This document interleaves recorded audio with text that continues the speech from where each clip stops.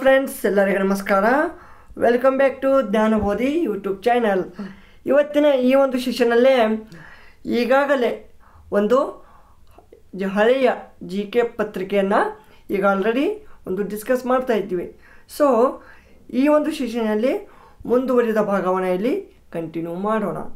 Friends, ಈಗ already 1 ರಿಂದ 80ರವರೆಗೆ ಕ್ವೆಶ್ಚನ್ಗಳನ್ನು discuss ಮಾಡಿರ್ತೀವಿ. ಸೊ ಈ ಒಂದು ಸೆಷನ್ನಲ್ಲಿ 81 to 100 ಎಲ್ಲ ಕ್ವೆಶ್ಚನ್ಗಳನ್ನು ಕಂಪ್ಲೀಟ್ ಮಾಡೋಣ ವಿತ್ ಎಕ್ಸ್ಪ್ಲನೇಷನ್. ಓಕೆನಾ? ಆ ಒಂದು ಪ್ರಿವಿಯಸ್ ವಿಡಿಯೋಗಳನ್ನು ಇನ್ನೂ ಯಾರು ನೋಡಿಲ್ಲ ಅವರು ಇಲ್ಲಿ ಕೆಳಗಡೆ ಡಿಸ್ಕ್ರಿಪ್ಷನ್ ಲಿಂಕಲ್ಲಿ ಏನಪ್ಪ ಒಂದು ಲಿಂಕ್ ಕೊಟ್ಟಿರ್ತೀನಿ. ಆ ಲಿಂಕ್ಗೆ ಹೋದರೆ ನಿಮಗೆ ಎಲ್ಲ ಓಲ್ಡ್ ಕ್ವೆಶ್ಚನ್ ಪೇಪರ್ ಎಲ್ಲ FD SD land surveyor, group C, group B, ಹೀಗೆ ಮುಂತಾದ PDO, ವಿಲೇಜ್ ಅಕೌಂಟೆಂಟ್, ಈ ಥರದ ಎಲ್ಲ ಒಂದು ವಿಡಿಯೋಗಳು ನಿಮಗೆ ನೋಡಲಿಕ್ಕೆ ಸಿಗ್ತಾವ. ಓಕೆನಾ? Let's go to first question. Ganga Kalyana ಯೋಜನೆಯ ಧ್ಯೇಯೋದ್ದೇಶ ಏನು? ಮೇನ್ಲಿ ಇದರ ಉದ್ದೇಶ ಏನಪ್ಪ ಅಂದ್ರೆ ಹಿಂದುಳಿದ ವರ್ಗದವರಿಗೆ ಕೊಳವೆ ಬಾವಿ ಒದಗಿಸುವುದು. ಮೇನ್ ಸ್ಕೀಮ್ ಇದ್ರದ್ದು ಆಬ್ಜೆಕ್ಟಿವ್ ಏನು ಈ ಸ್ಕೀಮ್ದು? To provide the irrigation through the ground water ಅಂದರೆ ಬೋರ್ವೆಲ್, ಕೊಳವೆ ಬಾವಿ ಮತ್ತು ಈ ಟ್ಯೂಬ್ ವೆಲ್ ಅಂತ ಬರ್ತವೆ. Borewells and tube wells for the individual ಮತ್ತು ಗ್ರೂಪ್ ಆಫ್ ಬೆನಿಫಿಷರೀಸ್. ಅಂದರೆ ಆ ಒಂದು ಮೈನಾರಿಟಿ ಕಮ್ಯುನಿಟೀಸ್ಗೆ ಈ ಒಂದು ಕೊಳವೆ ಮುಖಾಂತರ ಈ ಒಂದು ಏನಪ್ಪ ಈ ನೀರನ್ನು ಒದಗಿಸುವುದು ಈ ಒಂದು ಗಂಗಾ ಕಲ್ಯಾಣ ಯೋಜನೆಯ ಉದ್ದೇಶ ಆಗಿತ್ತು. ಈ ಒಂದು ಗಂಗಾ ಕಲ್ಯಾಣ ಸ್ಕೀಮ್ ಇದರ ಒಂದು ಏನಪ್ಪ ಅವಧಿ ಯಾವಾಗ ಹೇಳಿ? 2021-22. ಓಕೆನಾ? ನೆಕ್ಸ್ಟ್,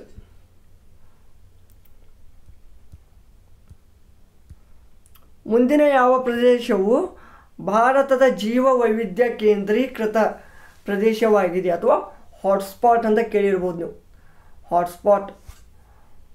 ಓಕೆನಾ? ಇಂಡಿಯಾದಲ್ಲಿ ಒಟ್ಟು 4 ಬಯೋಡೈವರ್ಸಿಟಿ ಹಾಟ್ಸ್ಪಾಟ್ಗಳಿವೆ. ಬಯೋಡೈವರ್ಸಿಟಿ ಹಾಟ್ಸ್ಪಾಟ್ ಅಂದರೆ ಮೊಬೈಲಲ್ಲಿ ಇರೋ ಹಾಟ್ಸ್ಪಾಟ್ ಅಲ್ಲ. ಹಾಟ್ಸ್ಪಾಟ್ ಅಂದರೆ ಈ ಒಂದು ಕೇಂದ್ರೀಕೃತ ಪ್ರದೇಶ ಅಂದರೆ ಅದರ ಮೇಲೆ ಒಂದು ಗಮನವನ್ನು ಇಡ್ತಾರೆ. ಅಂದರೆ ಅದನ್ನು ರಕ್ಷಿಸಲಿಕ್ಕೆ, ಅದನ್ನು ಕನ್ಸರ್ವ್ ಮಾಡಲಿಕ್ಕೆ ಕೆಲವೊಂದು ನಿಯಮಾವಳಿಗಳನ್ನು ಹೊರಡಿಸ್ತಾರೆ. ಸೊ ಆ 4 ಹಾಟ್ಸ್ಪಾಟ್ ಯಾವ್ಯಾವಪ್ಪ ಅಂದ್ರೆ, ಒಂದನೇದ್ದು ಈಸ್ಟರ್ನ್ ಹಿಮಾಲಯಾಸ್, ಪೂರ್ವ ಹಿಮಾಲಯ. ಎರಡನೇದು ವೆಸ್ಟರ್ನ್ ಹಿಮಾಲಯ, ಪಶ್ಚಿಮ ಹಿಮಾಲಯ. ಓಕೆನಾ? ನೆಕ್ಸ್ಟ್ ವೆಸ್ಟರ್ನ್ ಘಾಟ್ಸ್ ಅಂದ್ರೇನು? ಪಶ್ಚಿಮ ಘಟ್ಟಗಳು. Next last Andaman and Nicobar islands. ಇವು 4 ಬಯೋಡೈವರ್ಸಿಟಿ ಹಾಟ್ಸ್ಪಾಟ್ಗಳಾಗಿವೆ. ಮೇನ್ಲಿ ಇಲ್ಲಿ ಮೇನ್ ಇರೋ ಏನಪ್ಪ ಅಂದ್ರೆ ವೆಸ್ಟರ್ನ್ ಘಾಟ ಮತ್ತು ಈಸ್ಟರ್ನ್ ಹಿಮಾಲಯಾಸ್. ಓಕೆನಾ? ಸೊ ಇಲ್ಲಿ ಆಪ್ಷನ್ನಲ್ಲಿ ಏನೇನು ಕೊಟ್ಟಿದ್ದಾರೆ ನೋಡಿ.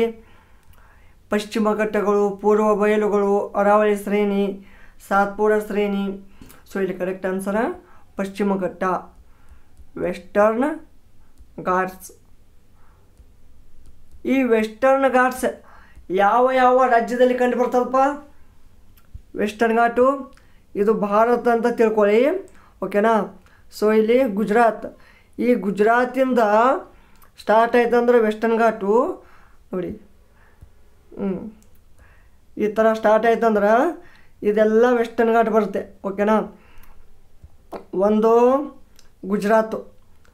ಓಕೆನಾ? ನೆಕ್ಸ್ಟ್ ಮಹಾರಾಷ್ಟ್ರ, ಆಮೇಲೆ ಗೋವಾದಲ್ಲೇ, ಆಮೇಲೆ ಕರ್ನಾಟಕ, ಆಮೇಲೆ ಕೇರಳ, ಸ್ವಲ್ಪ ಭಾಗ ತಮಿಳುನಾಡು ಕೂಡ್ತದೆ. ಈ ತಮಿಳುನಾಡಲ್ಲೇ ಈ ವೆಸ್ಟರ್ನ್ ಘಾಟು ಈ ಈಸ್ಟರ್ನ್ ಘಾಟು ಒಂದಕ್ಕೊಂದು ಸಂಧಿ ಆಗ್ತವ, ಅಂದರೆ ಒಂದಕ್ಕೊಂದು ಅಲ್ಲಿ ಕೂಡುತ್ತವೆ. ತಿಳಿತಾ?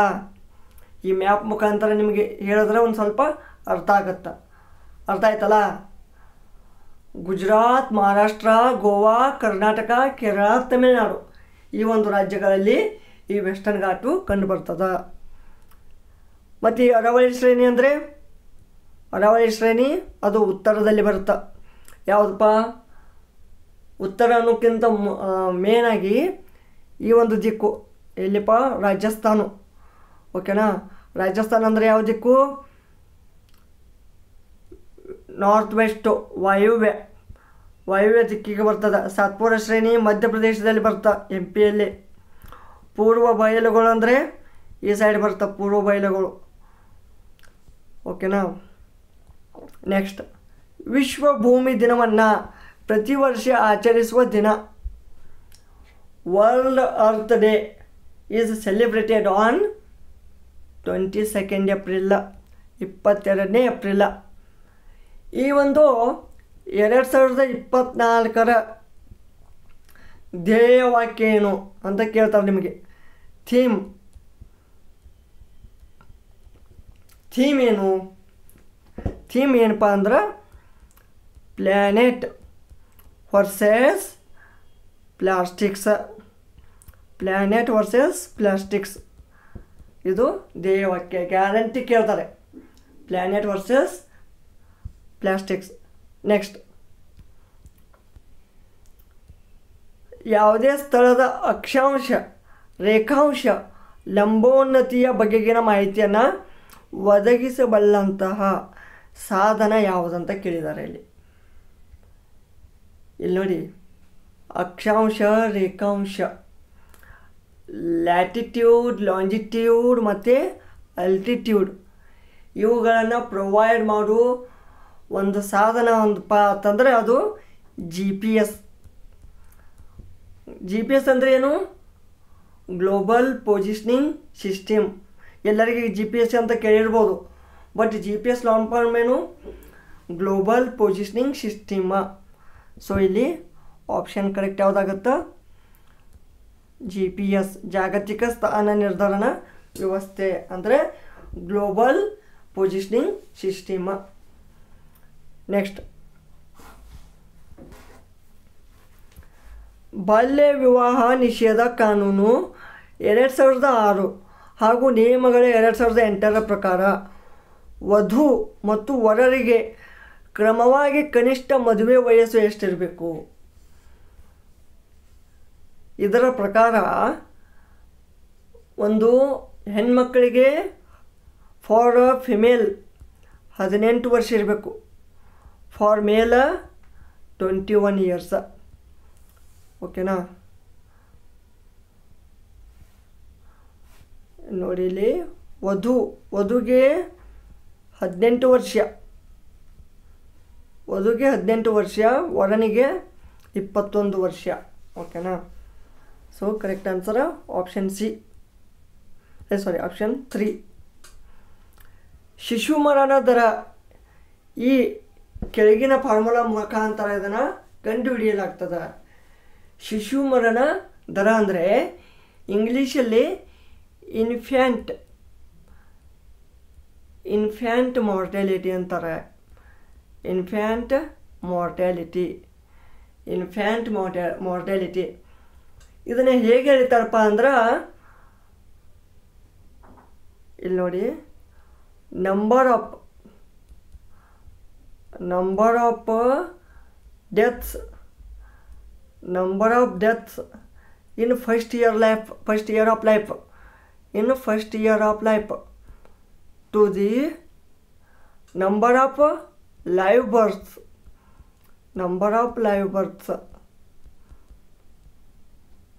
ಇಲ್ಲಿ ಆಪ್ಷನಲ್ಲಿ ಯಾವ್ದು ಬರುತ್ತೆ? ಒಟ್ಟು ಮರಣ ಹೊಂದಿದ ಶಿಶುಗಳ ಸಂಖ್ಯೆ, ಒಟ್ಟು ಜನಸಂಖ್ಯೆ, ಒಟ್ಟು ಜನಿಸಿದ ಶಿಶುಗಳ ಸಂಖ್ಯೆ. ಸೊ ಇವುಗಳಲ್ಲಿ ಯಾವುದೂ ಬರೋಂಗಿಲ್ಲ. ನಿಮಗೆ ಇಲ್ಲಿ ಹೇಳ್ತೀನಿ ನೋಡಿ, ಇನ್ನೊಮ್ಮೆ ಕರೆಕ್ಟಾಗಿ ಆನ್ಸರ್ ಇರೋದೇನು ಹೇಳಿ. ಇನ್ಫ್ಯಾಂಟ್ ಮಾರ್ಟಾಲಿಟಿ, ಶಿಶು ಮರಣ ದರ. ಓಕೆನಾ? ಸೊ ಎಷ್ಟು ಏನಂದ್ರೆ, number of deaths in the first year ಅಂದರೆ ಫಸ್ಟ್ ಇಯರಲ್ಲೇ ಓಕೆನಾ, ಫಸ್ಟ್ ಇಯರ್ ಆಫ್ ಲೈಫಲ್ಲೇ ಮೊದಲನೇ ವರ್ಷದ ಅಂದರೆ ಈಗ ಮಗು ಹುಟ್ಟಿದ 1ನೇ ವರ್ಷದಲ್ಲಿನೇ ಎಷ್ಟು ಸತ್ತವು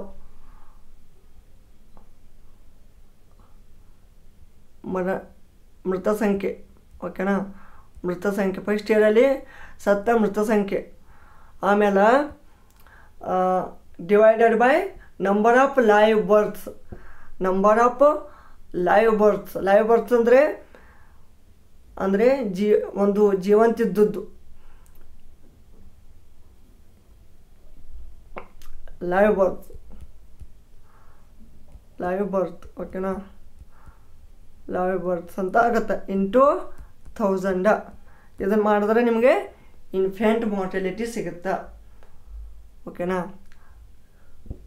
ಮೊದಲ ವರ್ಷದಲ್ಲಿ ಮೃತ ಆಗಂಥ ಒಂದು ಸತ್ತಂಥ ಮಕ್ಕಳ ಸಂಖ್ಯೆ to the are divided by number of live births. ಈಗ ಸದ್ಯಕ್ಕೆ ಜೀವಂತಿದ್ದದ್ದು ಹುಟ್ಟಿದ್ದ ಏನಪ್ಪ ಆ ಶಿಶುಗಳ ಸಂಖ್ಯೆ ಇಂಟು 1000 ಮಾಡಿದ್ರೆ ನಿಮಗೆ ಶಿಶು ಮರಣ ದರ ಸಿಗುತ್ತಾ, ಇನ್ಫ್ಯಾಂಟ್ ಮಾರ್ಟಾಲಿಟಿ. ಸೊ ಇಲ್ಲಿ ಮೇಲಿನವುಗಳಲ್ಲಿ ಯಾವುದೂ ಅಲ್ಲ ಅಂತ ಬರುತ್ತೆ, ಆಪ್ಷನ್ 4 ಬರುತ್ತೆ. ನೆಕ್ಸ್ಟ್, ಯಾರ ಅಧ್ಯಕ್ಷತೆಯಲ್ಲಿ ಆಟೋ ಇಂಧನ್ ದೃಷ್ಟಿ ಮತ್ತು ನೀತಿ 2025 ಸಮಿತಿಯನ್ನು ರಚಿಸಲಾಯಿತು? ಈ expert committee under the chairmanship of mister Soumitra Chaudhary ಅಂತ ಬರ್ತಾರೆ. ಅದನ್ನು ಸೆಟಪ್ ಮಾಡ್ತಾರೆ. ಎದಕ್ಕೆ ಅಂದರೆ auto fuel policy 2025 up to 25. Actually ಅದಿರೋದು 2003 ಬಟ್ ಅಪ್ ಟು 25ವರೆಗೆ ಅದನ್ನು ರೋಡ್ ಮ್ಯಾಪ್ ಮಾಡ್ತಾರೆ ಓಕೆನಾ. ಸೊ ಅದರ ಆಬ್ಜೆಕ್ಟಿವ್ ಏನು, ಅಪ್ ಟು 25 ಥರ ಅದರದ್ದು ಆಟೋ ಫ್ಯೂಲ್ ಕ್ವಾಲಿಟಿಯನ್ನು ಡ್ರಾ ಮಾಡೋಕ್ಕೆ ಅಥವಾ ರೋಡ್ ಮ್ಯಾಪ್ ಮಾಡಲಿಕ್ಕೆ ಈ ಕಮಿಟಿಯನ್ನು ಸೆಟ್ ಮಾಡ್ತಾರೆ. ಸೊ ಅದು ಯಾರು ಅಂದರೆ ಶ್ರೀ ಸುಮಿತ್ರಾ ಚೌಧರಿ, ಆಪ್ಷನ್ 2 ಕರೆಕ್ಟ್. ಈ ಕೆಳಗಿನ ಯಾವ ರಾಜ್ಯದಲ್ಲಿ ಮ್ಯಾಂಗ್ರೂವ್ ಅರಣ್ಯ ಇರುವುದಿಲ್ಲ? ಮ್ಯಾಂಗ್ರೂವ್ ಅರಣ್ಯ, ನಿಮಗೆ ಮ್ಯಾಂಗ್ರೂವ್ ಅಂತ ಬಂದ ಮೇಲೆ ಏನು ನೆನಪುತ್ತೆ? ನಿಮಗೆ ಸುಂದರ್ಬನ್ ನೆನಪುತ್ತೆ, ಹೌದಲ್ಲೋ? ಯಾಕೆಂದರೆ ಈ ಸುಂದರ್ಬನ್ ಏರಿಯಾ ಈ ಮ್ಯಾಂಗ್ರೂವ್ ಅರಣ್ಯಗಳಿಗೆ ಇದು ಫೇಮಸ್. ಮೇನ್ಲಿ ಮ್ಯಾಂಗ್ರೂವ್ ಫಾರೆಸ್ಟ್ಗಳು ಕಂಡುಬರುವ ರಾಜ್ಯಗಳು ಯಾವಪ್ಪ ಅಂದ್ರೆ ಆಂಧ್ರ ಪ್ರದೇಶ್, ವೆಸ್ಟ್ ಬೆಂಗಾಲ್, ತಮಿಳುನಾಡು, ನೆಕ್ಸ್ಟ್ ಗುಜರಾತ್, ನೆಕ್ಸ್ಟ್ ಅಂಡಮಾನ್ ನಿಕೋಬಾರ್ ಓಕೆನಾ, ಮತ್ತು ಒಡಿಸ್ಸಾದಲ್ಲಿ ಸ್ವಲ್ಪ ಕಂಡು ಬರ್ತದೆ ಓಕೆ. ಸೊ ಇದರಲ್ಲಿ ಬಿಟ್ಟು ಯಾವುದೈತಪ್ಪ ಇಲ್ಲಿ ಪಶ್ಚಿಮ ಬಂಗಾಲ್ ಇದೆ, ಇದರಲ್ಲಿ ಬರುತ್ತಾ, ಗುಜರಾತಲ್ಲಿ ಬರುತ್ತಾ, ಒಡಿಸ್ಸಾದಲ್ಲಿ ಬರುತ್ತಾ. ಸೊ ಉತ್ತರಾಖಂಡದಲ್ಲಿ ಈ ಅರಣ್ಯ ಕಂಡುಬರುವುದಿಲ್ಲ ಓಕೆನಾ. ಸೊ ನಾರ್ಮಲಾಗಿ ಮ್ಯಾಂಗ್ರೋವ್ ಫಾರೆಸ್ಟ್ ಎಲ್ಲಿ ಗ್ರೋ ಆಗ್ತಾವಪ್ಪ ಅಂದ್ರೆ on the side of the coast, ಸಮುದ್ರದ ದಂಡೆಯಲ್ಲಿ, or edges of the deltas. ಈ ನದಿಗಳು ಹೋಗಿ ಈ ಸಮುದ್ರಕ್ಕೆ ಏನು ಕೂಡ್ತಾವಲ್ಲ ಆ ಕೂಡೋ ಟೈಮಲ್ಲಿ ಡೆಲ್ಟಾ ಅಂತೊಂದು ತಯಾರಾಗುತ್ತೆ, ಡೆಲ್ಟಾ ಓಕೆನಾ. ಆ ಡೆಲ್ಟಾ ಭಾಗದಲ್ಲಿ ಈ ಮ್ಯಾಂಗ್ರೋವ್ ಫಾರೆಸ್ಟ್ಗಳು ಬೆಳಿತಾವ. ನಾರ್ಮಲಾಗಿ ಈಗ ಡೆಲ್ಟಾ ಅಂತ ಹೇಳಬೇಕಂದ್ರೆ ಕೃಷ್ಣಾ ನದಿ ಓಕೆನಾ, ಮಹಾನದಿ, ಗೋದಾವರಿ, ಗಂಗಾ, ಬ್ರಹ್ಮಪುತ್ರ, ಈ ನದಿಗಳ ಇವು ಡೆಲ್ಟಾಗಳಲ್ಲಿ ಫಾರ್ಮ್ ಆಗ್ಯಾವ. ಸೊ ಇಲ್ಲಿ ಏನಪ್ಪ ಮ್ಯಾಂಗ್ರೋವ್ ಫಾರೆಸ್ಟ್ ಅಂತೂ ಇದ್ದೇ ಇದೆ. ಸೊ ಇನ್ನೊಂದು ಹೇಳಬೇಕಂದ್ರೆ ಎಲ್ಲಕ್ಕಿಂತ ದೊಡ್ಡ ಲಾರ್ಜೆಸ್ಟ್ ಡೆಲ್ಟಾ ಯಾವುದಪ್ಪ ಅಂದ್ರೆ ಸುಂದರ್ಬನ್ ಓಕೆನಾ. ಸೊ ಅಲ್ಲಿ ಅತಿ ಹೆಚ್ಚು ಮ್ಯಾಂಗ್ರೋವ್ ಫಾರೆಸ್ಟ್ಗಳು ಕಂಡು ಬರ್ತಾವ ಓಕೆನಾ. ಸೊ ಇಲ್ಲಿ ಉತ್ತರಾಖಂಡ ಕರೆಕ್ಟ್. ನೆಕ್ಸ್ಟ್, IAEA ವರದಿ ಪ್ರಕಾರ ಭಾರತವು ಅಣುಶಕ್ತಿ ಮೂಲದ ಉತ್ಪಾದನೆಯಲ್ಲಿ ಎಷ್ಟನೇ ಸ್ಥಾನವನ್ನು ಹೊಂದಿದೆ? ಎಷ್ಟನೇ ಸ್ಥಾನ ಇದೆಯಪ್ಪ? 12ನೇ ಸ್ಥಾನ. ಅಂದರೆ ಈ ಒಂದು ಅಣುಶಕ್ತಿ ಅಥವಾ ಈ ನ್ಯೂಕ್ಲಿಯರ್ ಪವರನ್ನು ಒಂದು ಏನಪ್ಪ ಪ್ರೊಡ್ಯೂಸ್ ಮಾಡಲಿಕ್ಕೆ ಇದು ಇಂಡಿಯಾ 12ನೇ ಸ್ಥಾನದಲ್ಲಿದೆ. ಅರ್ಥ ಆಯ್ತಾ? 12ನೇ ಸ್ಥಾನ. ನೆಕ್ಸ್ಟ್, ಸೊಳ್ಳೆಗಳಿಂದ ಹರಡುವ ಜಿಕಾ ವೈರಸ್ಸು. ಜಿಕಾ ವೈರಸ್ ಅಂತ ಕೇಳಿರ್ಬೋದು ನೀವು, ಓಕೆನಾ? Zika virus. ಈ ಜಿಕಾ ವೈರಸ್ಸು ಮೊಟ್ಟ ಮೊದಲು ಎಲ್ಲಿ ಕಂಡು ಬರ್ತದ? ಉಗಾಂಡ ದೇಶದಲ್ಲಿ. ಇನ್ನು 1947 1947 ಉಗಾಂಡ ಅಂದರೆ ಆಫ್ರಿಕಾ ಖಂಡದಲ್ಲಿ ಬರುವಂಥ ದೇಶ. ಈ ಉಗಾಂಡದಲ್ಲಿ ಕಂಡು ಬರ್ತದೆ. ಹೇಗೆ? ಈ ಒಂದು ರೇಸಸ್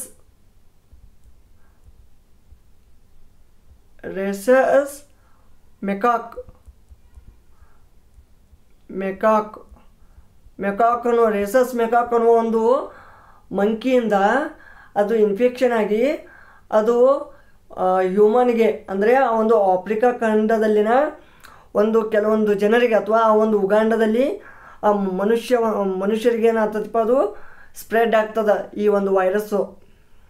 ಏನು?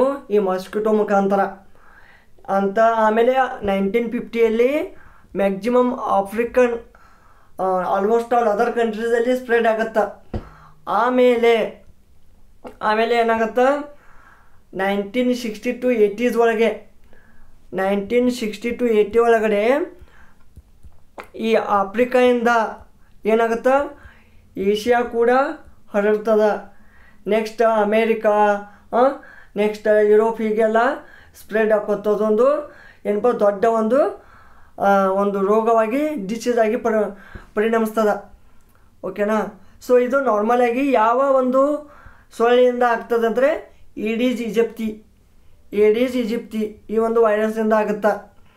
ಈಗಾಗಲೇ ಹೇಳಿದಾಗಿ ಈ ಯುಗಾಂಡ ದೇಶದಲ್ಲಿ ಇದು ಗುರುತಿಸಲಾಯಿತು. ಇದು ಜಿಕಾ ಅರಣ್ಯ ಪ್ರದೇಶದಿಂದ ಬಂದಿದೆ. ಇದರ ಹೆಸರು ಜಿಕಾ ವೈರಸ್. ನೆಕ್ಸ್ಟ್, ಇದರ ಒಂದು ಪರಿಣಾಮ ಏನಪ್ಪ ಅಂತಂದರೆ, ಈಗ ಹುಟ್ಟುವ ಮಕ್ಕಳ ಒಂದು ತಲೆಯು ಚಿಕ್ಕದಾಗಿರ್ತದೆ. ಇದರಿಂದ ಮೆದುಳಿಗೆ ಹಾನಿ ಉಂಟಾಗ್ತದೆ. ಮತ್ತು ಮೇನ್ಲಿ ಅದು ಒಂದು ತಲೆ ಕಿರಿಯದಾಗಿ ಚಿಕ್ಕ ತಲೆಯಾಗಿ ಪರಿಣಮಿಸ್ತದೆ. ಓಕೆನಾ? ಅದನ್ನು ಬಿಟ್ಟರೆ ಮತ್ತೇನೇನು ತುಂಬ ಇನ್ಫೆಕ್ಷನ್ಗಳು ಅಂದರೆ ಒಂದು ಬಾಡಿದು ಎಲ್ಲ ಅಂದರೆ ಇಂಬ್ಯಾಲೆನ್ಸ್ ಆಗುತ್ತೆ. ಓಕೆನಾ? ಸೊ ನೆಕ್ಸ್ಟ್ ಏನು, ಪ್ರಸ್ತುತ ಈ ರೋಗಕ್ಕೆ ನಿರ್ದಿಷ್ಟವಾದ ಚಿಕಿತ್ಸೆಯಾಗಲಿ ಲಸಿಕೆಯಾಗಲಿ ಲಭ್ಯವಿಲ್ಲ. ಹೌದು, ಇದಕ್ಕೆ ಟ್ರೀಟ್ಮೆಂಟ್ ಏನೂ ಇಲ್ಲ. No vaccine is available for the prevention of the Zika virus. ಓಕೆನಾ? ಈ ಜಿಕಾ ವೈರಸ್ಗೆ ಯಾವುದು ವ್ಯಾಕ್ಸಿನೇಷನ್ ಇಲ್ಲ. ಸೊ ಇಲ್ಲಿ ABCD ಎಲ್ಲ ಆಪ್ಷನ್ಗಳು ಕರೆಕ್ಟ್ ಆಗ್ತವೆ. Option number 3 is correct. Next, ಕಚ್ಚಾ ತೈಲ ರಫ್ತಿನ 40 ವರ್ಷಗಳ ನಿಷೇಧವನ್ನು ಇತ್ತೀಚೆಗೆ ಯಾವ ದೇಶ ಮೊಟಕುಗೊಳಿಸಿದೆ? ಯಾವುದಪ್ಪ? ಅಮೇರಿಕಾ, USA ಅದು ಮೊಟಕುಗೊಳಿಸಿದೆ. ಆ ಒಂದು US ರಾಜಕೀಯ ವ್ಯಕ್ತಿಗಳೇನು ಮಾಡ್ತಾರೆ, ಅದನ್ನು ಅಪ್ರೂವ್ ಮಾಡಿದ್ದಾರೆ. To major to lift the 40-year ban on crude oil exports ಅಂತ. ಓಕೆನಾ? ನೆಕ್ಸ್ಟ್, 2015 ಜ್ಞಾನಪೀಠ ಪ್ರಶಸ್ತಿ ಯಾರಿಗೆ ನೀಡಲಾಯಿತು? 2015 ರಘುವೀರ್ ಚೌಧರಿ ಇವರಿಗೆ ನೀಡಲಾಯಿತು. ಇವರು ಬೇಸಿಕಲಿ ಗುಜರಾತಿ ಕಾದಂಬರಿಕಾರರು ಆಗಿದ್ದರು. ಓಕೆನಾ? ನೆಕ್ಸ್ಟ್, ಕರ್ನಾಟಕದಲ್ಲಿ ನೀರಾಮಯ ಕಾರ್ಯಕ್ರಮವೆಂದರೆ ನಿರಾಮಯ ಅಂತ ಹೀಗೆ ಬರುತ್ತೆ, ಒಂದು ಕಾರ್ಯಕ್ರಮ ಪ್ರೋಗ್ರಾಮ್ ಇದೆ ನಿರಾಮಯ. ನಿರಾಮಯ ಇದು ಸೋಷಿಯಲ್ ಜಸ್ಟಿಸ್ ಮತ್ತು ಈ ಎಂಪವರ್ಮೆಂಟ್ ಈ ಮಂತ್ರಿ ಮಂಡಲದಿಂದ ಇದು ಲಾಂಚ್ ಆಯಿತು. ಇದು mainly for the welfare of the persons for the some health conditions. Mainly ಹೇಳಬೇಕಂದ್ರೆ ಆರೋಗ್ಯ ವಿಮಾ ಯೋಜನೆ ಇದು.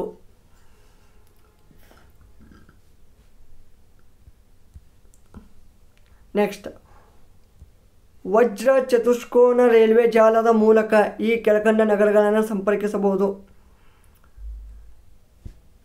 ವಜ್ರ ಚತುಷ್ಕೋನ ಅಂದರೆ ಏನು? ಡೈಮಂಡ್ ಕ್ವಾಡ್ರಿಲ್ಯಾಟ್ರಲ್ ಪ್ರಾಜೆಕ್ಟ್ ಕೇಳಿರ್ಬೋದು ನೀವು. ಡೈಮಂಡ್ ಕ್ವಾಡ್ರಿಲ್ಯಾಟ್ರಲ್ ನೋಡಿ, ಡೈಮಂಡ್ ಕ್ವಾಡ್ರಿಲ್ಯಾಟ್ರಲ್ ಸಿಂಪಲ್ಲಾಗಿ ಹೇಳ್ತೀನಿ, ಸ್ವಲ್ಪ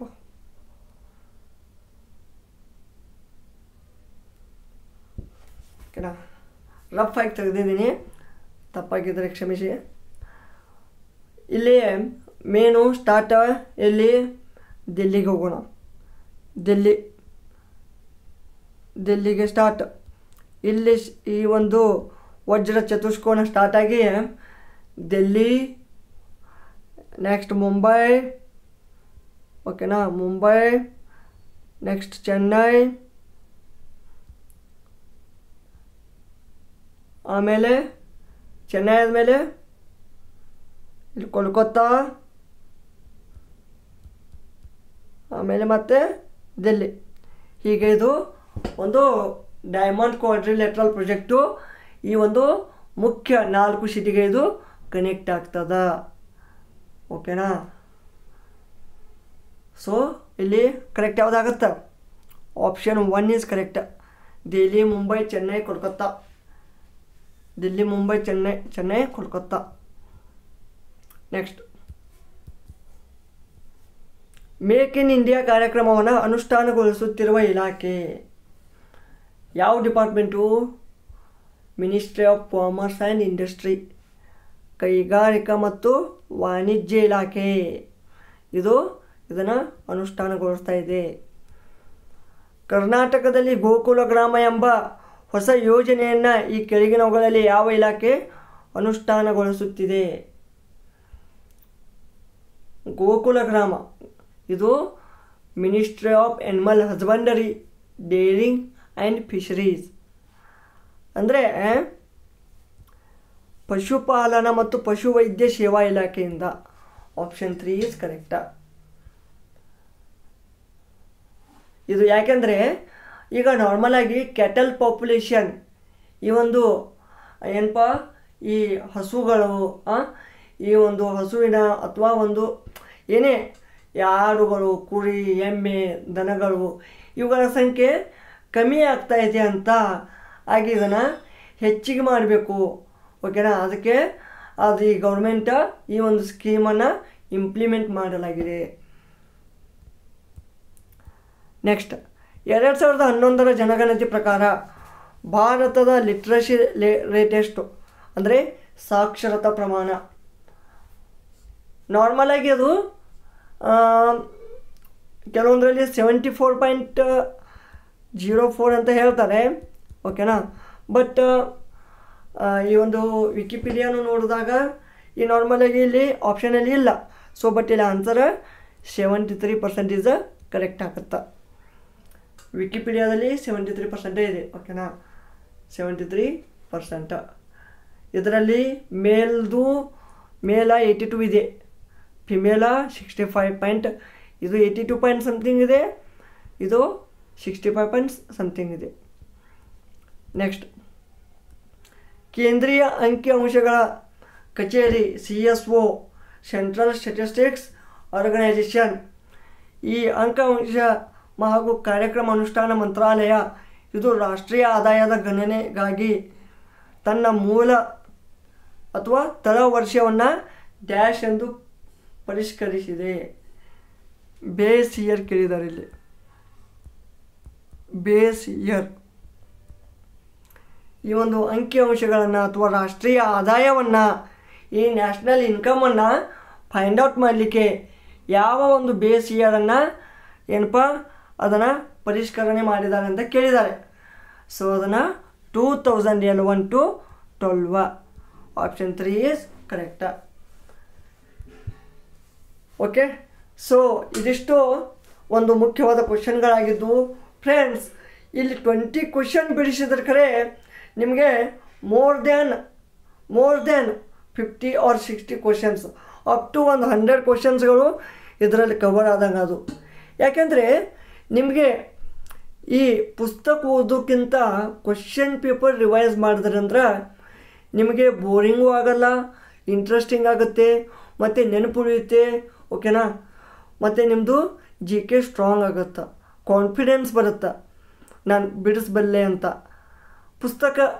ಪುಸ್ತಕ ಓದ್ರಿ, ಬಟ್ ಪುಸ್ತಕ ಓದಿದ ಮೇಲೆ ಕ್ವಶನ್ ಪೇಪರ್ ಬಿಡಿಸ್ರಿ. ಓಕೆನಾ? ಸೊ ತುಂಬ ಕ್ವಶನ್ ಪೇಪರ್ಗಳನ್ನು ಸಾಲ್ವ್ ಮಾಡಿದ್ದೀವಿ. ಇನ್ನೂ ಆ ಒಂದು ಕ್ವಶನ್ ಪೇಪರ್ ಯಾರು ನೋಡಿಲ್ಲ, ಈ ಕೆಳಗಡೆ ಡಿಸ್ಕ್ರಿಪ್ಷನ್ ಲಿಂಕಲ್ಲಿ ಈ ಒಂದು APSC ಓಲ್ಡ್ ಕ್ವಶನ್ ಪೇಪರು ಮತ್ತು ಲ್ಯಾಂಡ್ ಸರ್ವೇರ್ಗಾಗಿ ಅದರ ಒಂದು ಕ್ರ್ಯಾಶ್ ಕೋರ್ಸ್ಗಳನ್ನು ಕೂಡ ಅಲ್ಲಿ ಲಿಂಕ್ ಕೊಟ್ಟಿರ್ತೀನಿ, ನೀವು ಅಲ್ಲಿ ಹೋಗಿ ನೋಡ್ಬೋದು. ಓಕೆನಾ? ಈ ಒಂದು ವಿಡಿಯೋ ಇಷ್ಟವಾದಲ್ಲಿ ಲೈಕ್ ಮಾಡಿ, ಕಮೆಂಟ್ ಮಾಡಿ.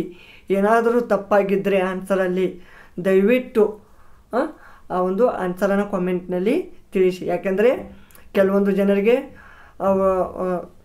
ಅವರು ಮತ್ತೆ ರಾಂಗ್ ಆಗಿ ತಿಳ್ಕೊಬಾರ್ದು. ಸೊ ಅದನ್ನು ಕೆಲವೊಂದು ಜನಕ್ಕೆ ಅದು ಹೆಲ್ಪ್ ಆಗುತ್ತೆ. ಓಕೆನಾ? ಇನ್ನೂ ಸಬ್ಸ್ಕ್ರೈಬ್ ಮಾಡಿಲ್ಲ ಅಂದರೆ ದಯವಿಟ್ಟು ಸಬ್ಸ್ಕ್ರೈಬ್ ಮಾಡಿ. ಧನ್ಯವಾದಗಳು.